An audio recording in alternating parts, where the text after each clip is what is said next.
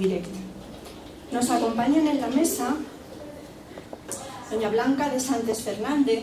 Ella es jefa del área de programación y coordinación de la Subdirección General de Archivos Estatales del Ministerio de Educación, Cultura y Deportes. Tiene una larguísima trayectoria en el mundo de los archivos, en la dirección de archivos. Además de ello, fue subdirectora del Archivo de Guerra Civil en Salamanca.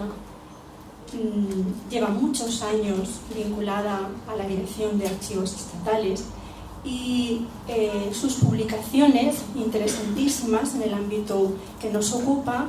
Podríamos destacar la última relacionada con este tema porque ella ha dirigido, ha coordinado un corpus de legislación archivística que se acaba de publicar recientemente. A continuación, en la mesa se encuentra María Jesús Torrents. Ella es científica titular de Historia de la Lengua en el Consejo Superior de Investigaciones Científicas. Tiene una larguísima trayectoria como investigadora en este ámbito que le ocupa. Ha realizado infinidad de publicaciones como resultado de proyectos de investigación en los que ha participado. Y si hoy nos acompaña en la mesa es por el uso continuo, habitual, que hace de las fuentes archivísticas históricas para la realización de sus objetos de estudio, la historia de la lengua. Manuel Sánchez de Diego Fernández de la Riva, compañero y amigo de la Universidad Complutense, como todos sabéis, es profesor dentro de la sección departamental de Derecho Constitucional en Ciencias de la Información, en la Facultad de Ciencias de la Información. Es una persona que ha trabajado en el ámbito del acceso a la información, la transparencia, muy preocupado por este tema, vinculándolo a la necesidad de democratizar la sociedad y garantizar este espacio a los ciudadanos. No obstante, es miembro de la coalición Proacceso. Y a mi izquierda, mi querida amiga, compañera, directora del Departamento de Biblioteconomía y Documentación, María Teresa Fernández Bajón, de todos conocida, experta en políticas de información y que tiene en los últimos tiempos una especial atención a los temas relacionados con estas leyes, sobre todo la ley de transparencia y acceso a los documentos. Voy a ir dando la palabra a los miembros de la mesa, aunque el orden de intervención se va a ver alterado a la presentación que he hecho en la línea de izquierda a derecha. En primer lugar tiene la palabra doña Blanca de Santos. Bueno, pues muchas gracias por la invitación. Estoy rodeada de profesores de universidad que hablan fenomenal en público. Yo no hablo tan bien, pero bueno, intentaré comunicar el punto de vista desde un grupo de interés que es la administración, porque estamos viendo el punto de vista de ciertos grupos de interés, pero creo que soy la única representante en estas jornadas del punto de vista de la administración. Como todos sabemos, el gobierno abierto se basa en tres pilares fundamentales, que son la transparencia, la participación y la colaboración. Y dentro de la transparencia podemos definir la transparencia activa en el sentido de que las administraciones deben difundir proactivamente los datos e información clave sobre su gestión. La transparencia, la reutilización de la información del sector público, de ahora en adelante RIS, entra de lleno en el concepto de transparencia activa. El marco normativo aplicable es el que ustedes ven en pantallas, en la diapositiva, y que tan acertadamente han expuesto pues, el letrado don Manuel Fernández y también don Juan Carlos Fernández de Molina. Simplemente señalar unas cuestiones, que tanto la Directiva de 2003 como la Ley 37 de 2007 no están derogadas, sino modificadas. Y hay que esperar también al desarrollo de la nueva Ley 18/2015 mediante su correspondiente Real Decreto, por lo menos para el ámbito estatal. Veremos también más adelante la importancia de las directrices emanadas mediante comunicación de la Comisión, a las que ya ha hecho referencia Juan Carlos Fernández, y la reutilización de la información en el sector público En el sector cultural la inclusión no ha sido fácil. Desde antes de 2003, la inclusión de archivos, bibliotecas y museos sufrió debates importantísimos en el seno de la Comisión Europea y entre los Estados miembros.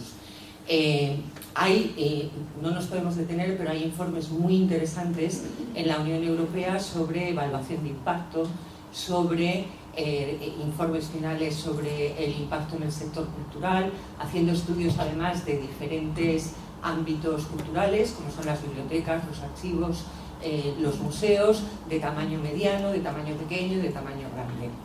Había posturas muy encontradas y si luego quieren en el debate pues lo analizamos un poco. Pero al final se consiguió incluir al sector cultural, aparte del sector cultural, en el ámbito RIS, y tenemos que decir que los archivos españoles jugaron un papel muy proactivo para que se incluyera el sector cultural en el ámbito RIS. Pero precisamente estos amplios debates y estas posturas encontradas hicieron que los archivos, bibliotecas y museos puedan aplicar una serie de medidas específicas que ya han enunciado también mis compañeros. Las medidas específicas, pues como ya han señalado, pasamos muy deprisa sobre ellas, pues afectan al cobro por encima de los costes marginales, se pueden tener en cuenta los precios aplicados por el sector privado y además no estamos obligados a proporcionar por adelantado los factores que se tendrán en cuenta en el cálculo de las tarifas, por lo tanto una transparencia relativa. También, y esto no se ha señalado, en el caso de resolución desestimatoria de reutilización fundada en la existencia de derechos de propiedad intelectual, el sector cultural no está obligado a incluir referencias a los titulares de derechos. Se permiten acuerdos exclusivos en relación a la digitalización de los recursos culturales y las tarifas pueden ser aplicadas de modo distinto según los fines sean culturales o científicos o tengan fines venales o comerciales. Este aspecto es muy importante para luego entender las estrategias que desde la Administración queremos desarrollar. La importancia de la comunicación de la Comisión a la que hacemos referencia, fijaros que estas directrices de la Comisión Europea se emanaron para orientar a los Estados miembros en la transposición y como podéis ver en pantalla las excepciones en el sector cultural están claramente definidas. Entonces os invito a que toda esta normativa la consultéis. Esta normativa además ha quedado de alguna manera consolidada en la disposición final sexta relativa al desarrollo reglamentario. No sé si lo he cogido bien. Bueno, no está bien hecho el enlace, disculpad. Vale, incluye expresamente que en el desarrollo reglamentario se tendrán en cuenta estas directrices emanadas de la Unión Europea.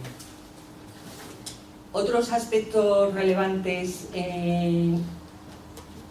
que aparece en la norma y que no se han mencionado es que la reutilización de documentos, archivos y colecciones de origen privado que se conservan en archivos, bibliotecas y museos, como puede ser por depósitos, como datos, donaciones, etcétera, se tendrá que respetar siempre el instrumento jurídico correspondiente que generó estos depósitos. Luego, la ley no será aplicable a documentos producidos por museos o archivos estatales como agentes solo por los archivos y museos estatales que son los que están incluidos en el Sistema Español de Ciencia, Tecnología e Innovación, siempre que sea el resultado de una investigación. La ley sí es aplicable a los documentos respecto de los que el sector cultural sean titulares de los derechos de propiedad intelectual o tengan autorización del cedente. Otro aspecto que se ha destacado a lo largo de la mañana y que yo quiero incidir es que el marco organizativo y normativo sobre reutilización debe ser en todo momento consistente con la normativa de acceso nacional aplicable. Reutilización y acceso no es lo mismo, pero la propia Comisión Europea ha establecido las relaciones estrechas que hay. Me interesa mucho el considerando 7 de la directiva, si estas relaciones entre acceso y reutilización no se producen, puede ser una fuente de inseguridad jurídica. ¿Qué ocurre?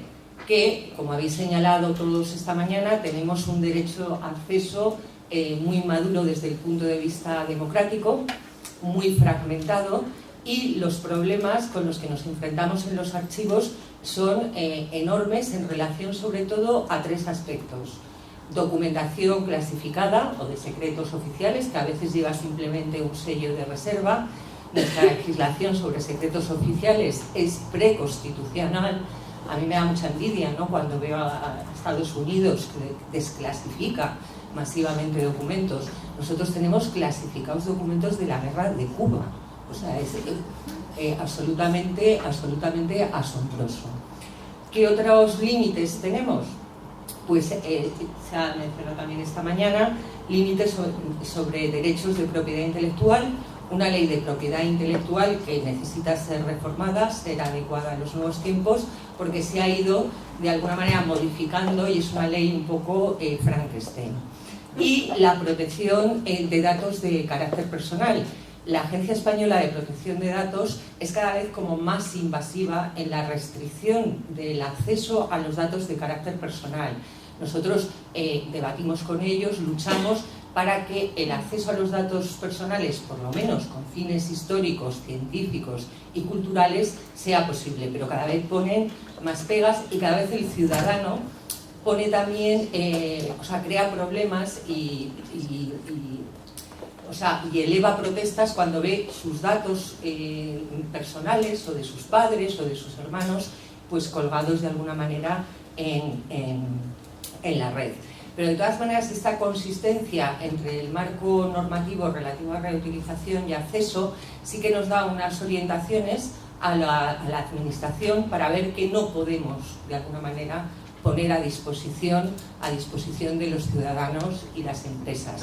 Pues van a ser documentación pese a nuestra opinión. Tenemos que respetar el marco normativo, difícil a veces de interpretar, y haremos una delimitación negativa de que todos los documentos que estén afectados por estos aspectos no puedan ser reutilizados. No se ha mencionado esta mañana y me ha extrañado porque yo no soy jurista, pero creo que uno de los puntos débiles más fuertes de la Ley 18/2015 de 9 de julio es que la directiva establece claramente la creación o existencia de un órgano de revisión imparcial en materia de reutilización, cuyas decisiones sean vinculantes. O sea, lo dice claramente en varios considerandos e incluso en su articulado, en el artículo 4.4. La nueva ley no ha establecido un órgano de revisión imparcial.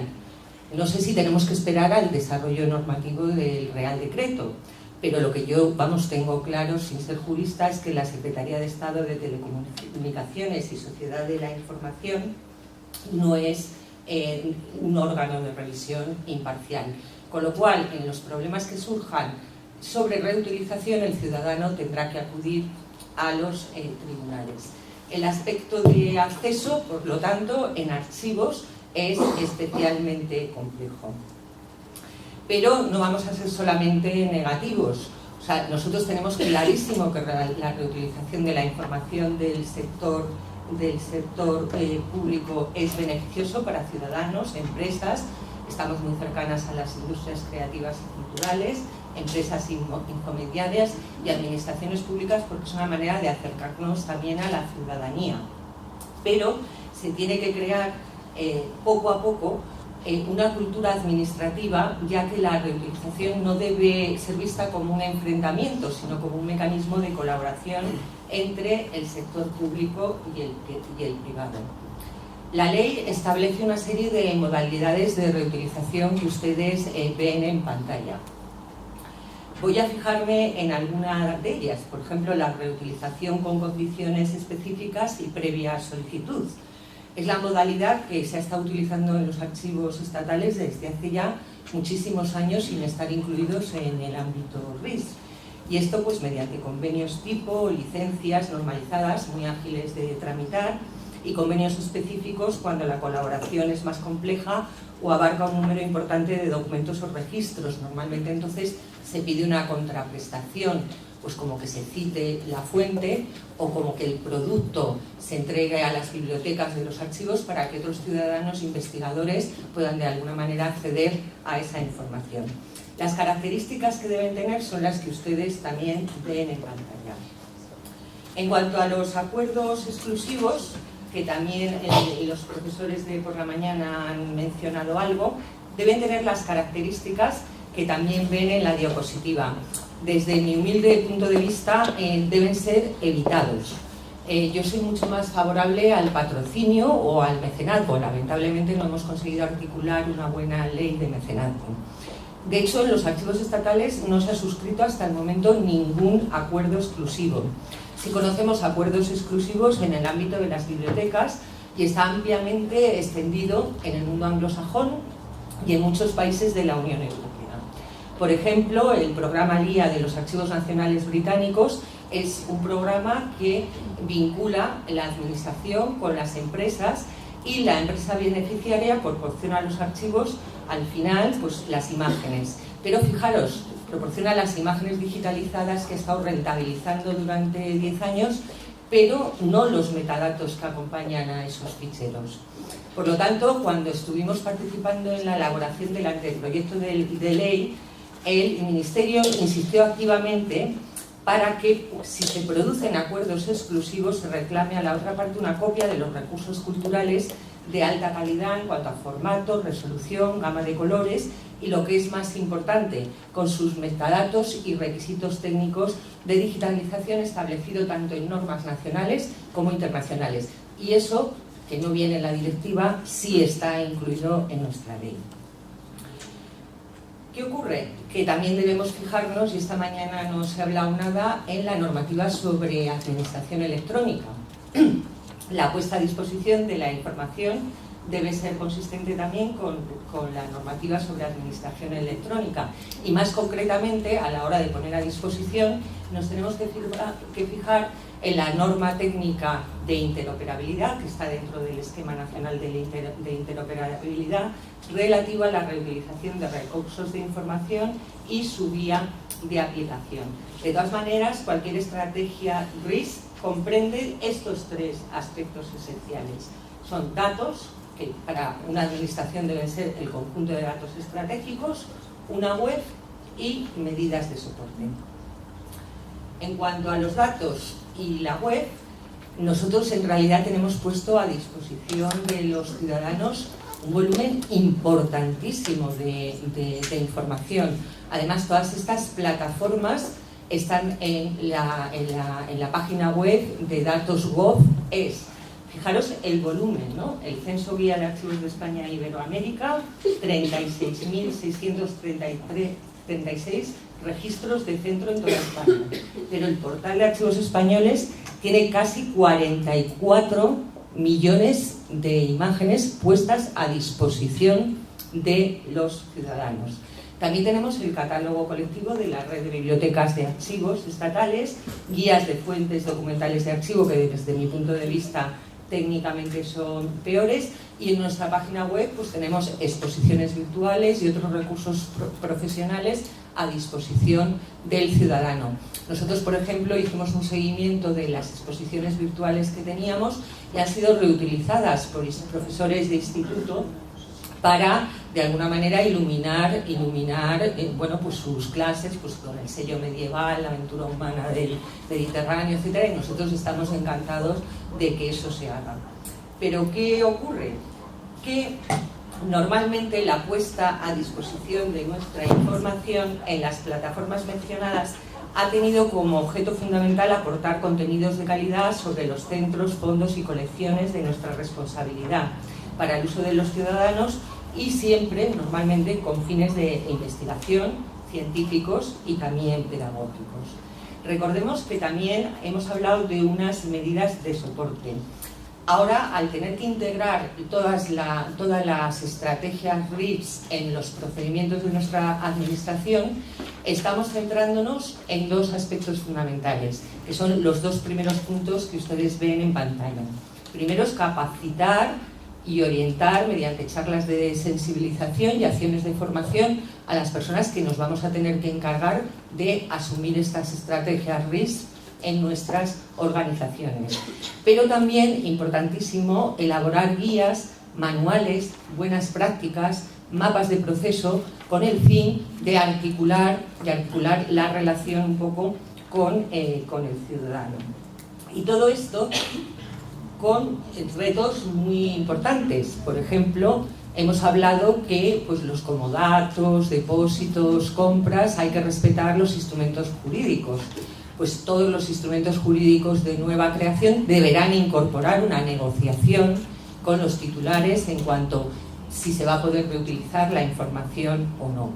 Las tarifas, pues con fines comerciales y no comerciales, normalmente nosotros ahora aplicamos la orden de precios públicos y la orden misma de precios públicos en el ámbito de los archivos establece tarifas diferenciadas si los fines son de investigación, científicos, que entonces el coste es mínimo, que si los fines son culturales. Otro problema que se nos genera son las plataformas compartidas o colaborativas. Por ejemplo, el Censo Guía de Archivos de España e Iberoamérica se conforma con la participación de muchas comunidades autónomas y de otros países iberoamericanos. Entonces, para la puesta a disposición con fines comerciales, deberíamos contar también con la autorización de los otros participantes. Los proyectos paneuropeos nos están también obligando, de alguna manera, a digerir lo que es la reutilización en el ámbito de la administración. Por ejemplo, proyectos europeos como APES, Europeana o Hispania. En el proyecto europeo de APES, que es el portal de archivos españoles, que empezó liderado por la Subdirección de Archivos Estatales, tenemos incorporado para todos los ciudadanos europeos más de 17 millones de imágenes. O sea que la reutilización en realidad está siendo ya realizada, porque ahora tenemos que adaptarla al marco normativo que se ha creado. También nos está haciendo reflexionar sobre las licencias de Creative Commons. Por ejemplo, nosotros y otros países de la Unión Europea que están involucrados en el proyecto APES somos